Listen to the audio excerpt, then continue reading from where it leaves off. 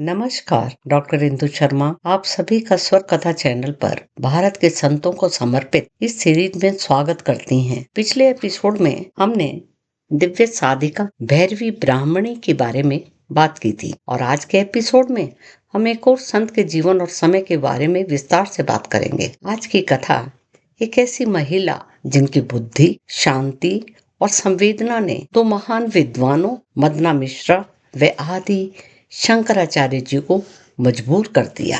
इससे पहले कि हम इस महान दिव्य साधिका के विषय में बात करें, कृपया आप सभी से अनुरोध है कि स्वर कथा चैनल को सब्सक्राइब करें और इस चैनल को सब्सक्राइब करके कमेंट अवश्य करें। हमारा मिशन सनातन धर्म और उसके दर्शन को बढ़ावा देना है। कृपया हमारे मिशन में मदद करने की अवश्य कृपा करें। तो आइए शुरू करते हैं। उबिया भारती, क्योंकि वह घरेलू कर्तव्यों और गहन शास्त्रीय ज्ञान इन दोनों में निपुण थी। एक तरफ मंडना मिश्र कर्मकांड की महान आचार्य थी और दूसरी तरफ आदि गुरु शंकराचार्य अद्वैत के युग पुरुष, और बीच में एक शांत, निष्पक्ष, तेजस्विनी स्त्री उभय भारती। उसने विवाद करने वालों को एक ताजा माला पहनाई। नियम सरल था, जिसकी माला पहले मुरझा जाती वह हार जाता। कई दिनों की बहस के बाद मंदना मिश्र की माला फीकी पड़ गई, लेकिन उभय भारती ने कुछ ऐसा धारण किया। उसने कहा कि शंकर, तुमने मेरे पति को तर्क में हरा दिया, पर एक गृहस्थ का पूरा जीवन समझने के लिए तुम्हें गृहस्थ धर्म का ज्ञान भी होना चाहिए। उन्होंने विवाहित जीवन, रिश्तों और घरेलू कर्तव्यों के विषय में प्रश्न पूछे और एक ऐसे विषयों के बारे में जिनका उत्तर एक युवा सन्यासी नहीं दे सका। शंकराचार्य रुकते हुए विचार मग्न हो गए। उसने अपनी प्रतिभा दिखाई। वह सिर्फ एक न्यायाधीश नहीं थी, वह एक दार्शनिक थी जिन्होंने जीवन को उसकी समग्रता में समझा। उनके सवालों का जवाब देने के लिए शंकराचार्य ने एक गहरी योग की यात्रा की। लौटकर उन्होंने बहस पूरी की। उभय भारती ने मुस्कुराते हुए कहा, अब तुम संपूर्ण हो। तुमने जीवन के दोनों पहलू समझ लिए। उसकी स्वीकृति हार नहीं थी, यह शंकराचार्य की आध्यात्मिक पूर्णता की पहचान थी। मंडन मिश्र बने शंकराचार्य के शिष्य और बाद में सुरेश्वराचार्य के नाम से जाने गए। उभय भारती ने भी त्याग का मार्ग अपना लिया। वह अपने आप में एक प्रतिष्ठित विदुषी बन गई। भारत के इतिहास में कुछ कहानियां अधूरी रह जाती हैं और कुछ कहानियां हम जानते ही नहीं। उभय भारती की कहानी उनमें से एक है। मदना मिश्रा बहस हार गई। वह आदि शंकराचार्य के शिष्य सुरेश्वराचार्य बन जाते हैं। उभय भारती अपनी अप्रतिम बुद्धि से शंकराचार्य जी की परीक्षा लेती हैं और शास्त्रार्थ पूरा करती हैं, लेकिन फिर वह पल आया जिसने उसकी किस्मत बदल दी। शंकराचार्य कहते हैं, हे माँ, तुम्हारा ज्ञान समय और स्थल से भी परे है। तुम दोनों ही मार्गों को जानती हो, गृहस्थ और अध्यात्म। उभय भारती मुस्कुराती हैं, पूर्णता की मुस्कान, और धीरे से कहते हैं कि मेरा कर्तव्य पूरा हो चुका है। अब मैं अपनी अंतरिक्ष यात्रा पर निकलती हूँ। वह संन्यास का मार्ग चुनती हैं, दुख से नहीं बल्कि आंतरिक परिपूर्णता से। वे अकेले ही नर्मदा घाटी की ओर चल पड़ती हैं। कोई शिष्य नहीं, कोई परिचारक नहीं, बस एक खामोशी और केवल उनकी अपनी सांस है। उभय भारती के लिए वनवास एक भाग नहीं, एक विकास का रास्ता था। ज्ञान से भरे मन को अब शांति की तलाश थी। वे नदी के निकट एक छोटे से आश्रम के पास रहती हैं। जंगल उसका शिक्षक बन जाता है। वे सूर्योदय से पहले उठती हैं, नदी की ओर मुख करके ध्यान करती हैं। फलों, जड़ों और जो भी कुछ प्रकृति उन्हें प्रदान करती, उस पर वह जीवित रहती।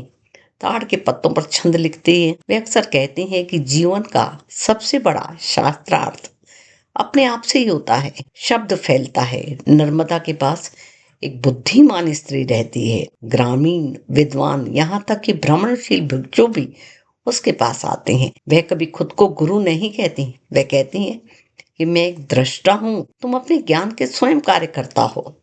गृहस्थ और सन्यास दोनों एक ही साधना के दो रूप हैं। ज्ञान बिना अनुभव अधूरा है और अनुभव बिना शांति के अंधा, और अनुभव बिना शांति के अंधा। जीवन का उपदेश जितना नहीं, इसे समझना है। उनके शब्दों में एक माँ की कोमलता, एक दार्शनिक की तीक्ष्णता झलकती है। एक दिन एक युवा भिक्षु पूछता है, माता, क्या आपको अपने पति की याद नहीं आती? वह धीरे से मुस्कुराती है, या तो उसकी आती है जो छूट जाए, हम दोनों तो एक ही मार्ग पर चल पड़े हैं। ये लाइनें उनके विजिटर्स के बीच मशहूर हो जाती हैं। वर्षों बाद शंकराचार्य इस क्षेत्र का दौरा करते हैं। वह नदी के पास एक बुद्धिमान साधु महिला के बारे में सुनते हैं और वह के आते हैं और उभय भारती को एक पीपल के पेड़ के नीचे बैठा हुआ पाते हैं। वे झुके और वह उन्हें आशीर्वाद देती है। शंकराचार्य जी कहते हैं, माता, आपने अपनी वन विद्या को मंदिर बना दिया। वे उत्तर देती हैं, और तुमने तो भारत को एकता का मार्ग दिखा दिया। यह मुलाकात आपसे सम्मान का क्षण बन जाती है। दो प्रतिभाशाली दिमाग बस बहस से परे मौन में एकजुट हो जाते हैं। उनका शरीर कमजोर हो जाता है, लेकिन उनका दिमाग और भी अधिक चमकदार हो जाता है। वे अपने आखिरी दिन बिताती हैं युवा लड़कों को धर्म ग्रंथ पढ़ाना, स्त्रियों को शिक्षा देना, भटकते भिक्षुओं का मार्गदर्शन करना, नदी के किनारे ध्यान करना और चेतना के स्वरूप पर छोटे छोटे श्लोक लिखना। उनकी अंतिम शिक्षाओं में से एक है, जीवन का अंतिम सत्य प्रेम और विवेक का संगम है। एक सुबह जैसे सूर्य उगता है, वे ध्यान में बैठ जाती हैं और वे बस वापस नहीं आता। कहते हैं, ग्रामीण नर्मदा ने अपनी बेटी को अपने पास बुला लिया। उभय भारती, जी हाँ, एक ऐसी महिला जिनकी कहानी सिर्फ एक शास्त्रार्थ तक सीमित नहीं, वे एक दार्शनिक महिला थी, एक पत्नी थी, एक तपस्विनी थी और सबसे बढ़कर एक ऐसी आत्मा जो ज्ञान और शांति का संगम थी। उनका जीवन हमें सिखाता है, ज्ञान बिना अहंकार के हो सकता है, त्याग बिना दुख के हो सकता है और एक महिला का बुद्धि प्रकाश इतिहास को बदल सकता है। तो अगर आपको भारत की ऐसी अद्भुत कहानियां पसंद है तो वीडियो को लाइक करें, शेयर करें और चैनल को सब्सक्राइब करें। उभय भारती आज क्यों मायने रखती हैं? वह प्राचीन भारत में बौद्धिक समानता का प्रतिनिधित्व करती हैं। वे दिखाती हैं कि बुद्धि लिंग से बंधी नहीं है। वे हमें याद दिलाती हैं कि सच्चा ज्ञान तभी पूर्ण हो पाता है जब वह जीवन को पूरी तरह से समझता है और वे जीवन आध्यात्मिक और सांसारिक। उभय भारती एक ऐसी महिला जिनकी प्रतिभा ने इतिहास को बदल दिया।